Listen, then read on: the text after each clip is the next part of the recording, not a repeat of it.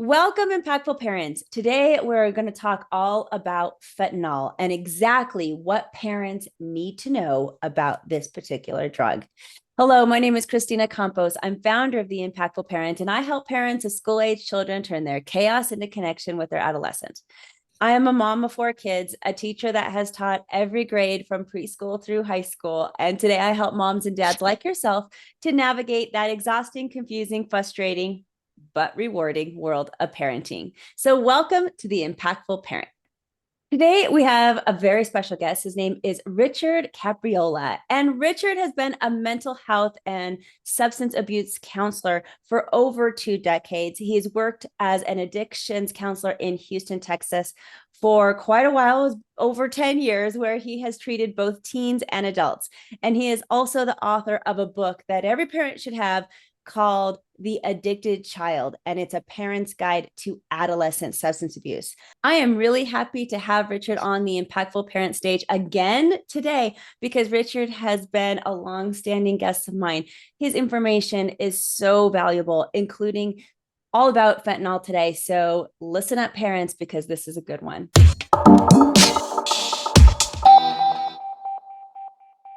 Thank you, Christina. It's a pleasure to visit with you again, this time on the topic of fentanyl. It's in the classification of drugs that I think every parent at least needs to have some information about. And thank you for mentioning my book, The Addicted Child, A Parent's Guide to Adolescent Substance Abuse, only about 100 pages. So hopefully parents will be able to obtain a copy of that, read it, keep it as a resource, and as a result, feel more confident about this topic of teenage adolescent substance abuse. But this topic of fentanyl that you bring up, I'm so glad that you brought this up as a topic for parents because it is a critically important, it is, how can I say this? It's critically important that parents have some awareness of this drug, not become paranoid about it, but have some awareness of what it is and how it's used, and just be a little bit more informed about it. So thank you for bringing up this important topic. And that's exactly what I wanted to do for parents because fentanyl has been a buzzword now in more recent culture, and I don't understand why. I'd like for you to start with that. Why is this a new drug? And I put new drug in like new in quotation marks if you're listening to the podcast, because I know that fentanyl has been around for years. Doctors have been prescribing fentanyl. So why is it now that this has suddenly come top of mind? Well, you're absolutely right, Christina. Fentanyl was developed way back 1959 and originally used as an IV drug, approved by the FDA. It is approved by the FDA as a pain relief drug and as an anesthetic. So we see it being prescribed by doctors to treat severe pain, especially following, say, surgery and for advanced stage cancers. So it is a legitimate drug. It's approved by the FDA, but it is regulated, meaning that it needs to be under the supervision of a licensed physician. But you're right, it's been around for a long time, since 1959. But what it's made it so popular, so to speak, right now, or getting so much attention, I should say, is the alarming death rate that has accompanied the illicit use of fentanyl. Every week in America, 22 kids now, 22 kids die from a drug overdose. And about 80% of those are linked to fentanyl. So it is certainly killing way too many adults from overdose, but it is also, unfortunately, harming too many teenagers. It's a very powerful drug, and I think it's getting more and more attention because of the large quantities of it coming across our borders, and also because there are so many adult deaths related to fentanyl overdose and way too many adolescent adults deaths related to the overdose. So, how are our kids getting a hold of this drug if it's supposed to be a controlled substance? Are they stealing it like they would with Adderall or any other like prescription medicine, or what's happening? The real challenge with this is that it is often accompanying drugs that are widely available on the street, like Vicodin, Xanax, Adderall, Ritalin. Many of those drugs, which are legitimate prescribed drugs, when they hit the illicit market, they're tainted with fentanyl. And the problem is you could be taking a drug as a child or even as an adult, and you think you're taking Vicodin, or you think you're taking Xanax, or maybe you think you're taking Adderall as a pill. And unfortunately, it has been tainted with with fentanyl. Now, you don't know it when you take that. Certainly, nobody's going to sell it to you and say, "Well, this Xanax pill contains a little bit of fentanyl," and they may not even know it when they sold it to you because it came down the market as an illicit drug. But the real danger is these kids will take these drugs thinking they're taking Adderall, thinking they're taking Xanax, and not knowing that it is tainted with fentanyl. Because kids aren't out there looking for fentanyl. No kid goes out looking for fentanyl, but they do go out looking for Xanax, and they do go out looking for Adderall. And if they're buying it off the street, as opposed to a drug from a pharmacy that's prescribed, there always is a possibility that it's not pure. And in too many cases, it's not pure because it's been tainted with fentanyl. So the kid takes it and they overdose on it, and then they have serious consequences because of the fentanyl. So the real danger is that fentanyl is masked within these other drugs. So why is it, Richard, that the illegal drug distributors are adding fentanyl to these other prescription drugs? Profit, to make money.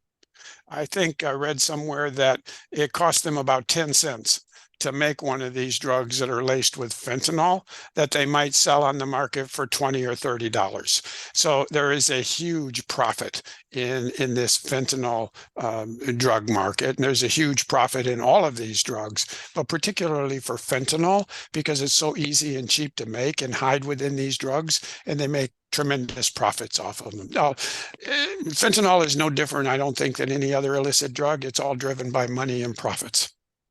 So why is fentanyl become so lethal? And I understand the whole concept of, okay, a kid doesn't know they're taking it, and so Right. they take it. But then I guess what I don't understand is some kids, or I hear on the news and what when I'm reading stuff, oh, it's just like the little tiny, tiny, tiny, minuscule bit of fentanyl is killing one kid. And then there's others kids that are probably getting also laced that it doesn't seem to affect them at all. So what's happening with that discrepancy? Why is fentanyl so like killing just certain kids? Well, first of all, when you take a pill that's, say, laced with fentanyl, you have, number one, probably no idea that it has fentanyl in it. Let's say you're taking an Adderall pill or a Xanax pill, and you think you're taking Adderall or Xanax. Because it's tainted, you have no idea that fentanyl is in that pill or how much fentanyl is in that pill. And it is so deadly because fentanyl is a very, very powerful opiate. It is 100 times. It is 100 times more powerful than morphine, and it's 50 times more powerful than heroin. So this fentanyl drug is extremely powerful as an opiate. It doesn't take a lot of it to do some significant damage or cause an overdose or kill somebody. It is that powerful. Wow. And are kids finding this in anything else besides the prescription drugs? Because I hear also possibly cocaine. Is marijuana in there too? It can be in any drug. I think it tends to be mostly in the drugs that kids are taking, the Adderall, the Ritalin, the Xanax, because those are the most popular drugs that are out there in the street. But there's no question that fentanyl can be laced in with cocaine, methamphetamine, heroin. Now, those are not drugs that we find teenagers are out looking for. They're more looking for the marijuana. They're looking for the alcohol, and they're looking for some of these prescription drugs. But yes, fentanyl can be laced in with some of these other harder core drugs. And I think that accounts for a lot of the adult overdose deaths that we see in fentanyl, because the adults perhaps, well, the adults are using some of these hardcore drugs a lot more extensively than teenagers. So just to be clear, most of the time our kids are taking a pill that's been laced. They're not really shooting it up, let's say, or snorting it quite as often. It's probably from consumption. Yes, that's right. I don't think teenagers are at risk for injecting it. I don't think that they're at high risk of snorting it, although sometimes they will take some of these pills and they will crush them up and they will snort them. So there always is that possibility that a child might take a drug like Xanax or Adderall or Ritalin, and rather than swallow it, they crush it up and they snort it. Obviously, if that's tainted with fentanyl, then they're going to get the same potentially disastrous outcome they would have as if they swallowed the drug. Now, if a kid were to do that, since we're just on the subject, does that make it any more potent or even or less so than if they were just to throw it in their stomach? You mean if they were to snort it? Yeah. It gets into their system a little quicker. So it hits the brain a little quicker, which means the effect is a little quicker. And that's the reason why people will snort drugs rather than, say, swallow a pill, which has to be absorbed in the stomach, get into the bloodstream, get to the brain. It's a little bit slower process, unless you tremendously overdose by swallowing a whole bunch of pills. Yeah, but the potency is equivalent. The potency is pretty equivalent. The amount of it might vary slightly, and the time in which it hits the brain and causes the effect can vary significantly. Okay. And what about, can we as parents help our kids identify fentanyl at all? Is this something that we can do? Can we teach them anything to look for something to make sure that they are not taking something that's laced? Obviously, we want to have these big conversations with our kids anyway, but Yeah. is there a way to identify it at all, or really it's just completely blind? Well, I would say you definitely should have a conversation about drugs in general, but specifically with fentanyl. And the impression that you want to leave with the child is that fentanyl is very commonly masked within other drugs. So they need to be aware that any drugs that they pick up off the street, and you can give examples like Xanax, Adderall, Ritalin, and so on, that there always is the danger that that drug is not pure and it may contain fentanyl. Not always, but there always is the risk that if the child is taking one of these drugs, it might involve a drug that's laced with fentanyl. And even just one time, they may take Xanax 10 times and not have a problem with it. That 11th time, they get a pill that's laced with fentanyl and they overdose. So there always is that risk, because if you're buying these drugs off the street, you have no way of knowing what's in them.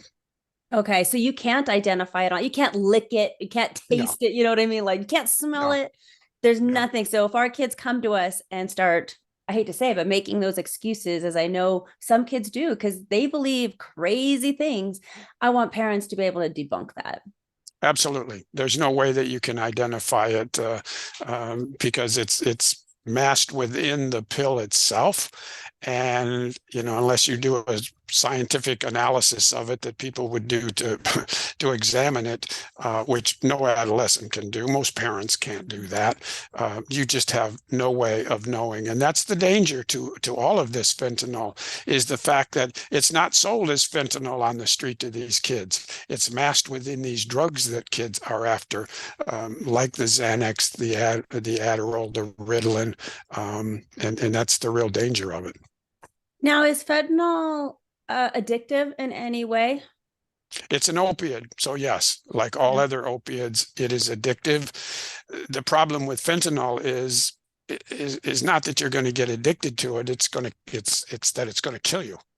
Yes, and I've heard too many news reports about teenagers getting taking a pill thinking it's one thing. It was given by a friend, so they don't even know. They just trusted their friend, Yeah. and now they passed away because they trusted their friend, and their friend got it from the street. It's been so sad, and this episode is so important just to make parents aware. Um, if our kids are talking about it, I want parents to be able to identify some of the common street names that kids could be calling it, and we don't even know as parents because it's right underneath our nose. So, what are some of those common street names? Oh, there's all kinds of them. Some examples are China Girl, Chinatown, Dance Fever, Friend, Goodfellas, Great Bear, He-Man, Jackpot, King Ivory, Tango, Cash. It goes by so many names. I don't think a parent could even keep track of them all. But certainly, children should be aware of some of these names, and it should be a big red flag if somebody comes in contact with it. But those are, I think a child is more likely to inadvertently take a drug that is sold to them as an Adderall pill, or some other drug like a Xanax or a Ritalin, which they're more likely to be seeking. They're looking for an Adderall pill. They're looking for a Ritalin pill. And like I say, most of the time they may get it from a friend who perhaps sold part of their prescription to them. It's probably safe because it's from a prescription. But if you're buying it off the street, you don't know what's in it. Could be anything. What are some of the signs of overdose? If a parent were to walk into a bedroom, see their kid obviously lying in bed, not acting like themselves, what are some things that we need to look out for? Well, you mentioned one, the child is probably not going to be very responsive. They may be unconscious. You'll notice that their pupils are pinpoints. They look like pinpoints. Obviously, they're not speaking. They've lost consciousness. You may notice, which can be very scary, that their breathing is suppressed. They may not have stopped breathing, but their breathing will be significantly low. Their body will sort of be limp. And they may seem cold or clammy on the skin, and there may be a discoloration around the skin or the nails, all of which can be very, very terrifying to a parent. Obviously, the first thing you do is call 911 and get emergency medical help on the way. And the other thing you do, hopefully, if you have what's known as Narcan available, and I would recommend that every parent have Narcan. It's available as a over the counter. You administer that. It's a nasal spray, and it acts almost immediately to counter the effect of an opiate like fentanyl. But first, call 911, get emergency help right away, and then if you do have Narcan, and you suspect your child has overdosed on this, then you want to administer the Narcan. The Narcan can be, I mean, that's your saving grace as a parent. And I would say, please, all parents go out and get that. Put it just in your medicine cabinet, like you have your Tylenol and your cold Yeah. medicine, just in case. Even if it's not your kid, remember you could be saving the life of some other kid that just happened to come over or anything like that. It's so important for us as parents. Yeah, that's true. I mean, obviously, it's only going to help if you have it available at the time. If a child overdoses somewhere else outside of their home, that may not be available. But as a parent, all you can do is make it available in your home, have it, like you said, in the medicine cabinet as another item available. Hopefully, you never need it, but you have some reassurance that if your child would overdose at home or shortly after getting home, you have that. But obviously, the first thing you do is call 911 and get the professional help there as quickly as possible. This has been so informative. I am so excited to have you on because uh, I mean, just this is so important for parents to know. We got to be a step ahead here and not be playing catch up with our kids. We literally need to be a step ahead in this particular subject. And to help parents, Richard has graciously given the impactful parent community a free PDF. And I want you to be able to get that. It is filled with all the information we talked about today in this interview, so that you can just relay that information onto your own kids, start that conversation, put it up on your refrigerator, whatever you need to do to make it top of mind, just so your kids are aware and they can stay away from it and help their own friends too, because that's sometimes that's how we help other kids, is through our own children, that they, Yeah. maybe our kid's the leader. You never know. Our kid might be the one that says, no, don't take that. I've heard it's dangerous.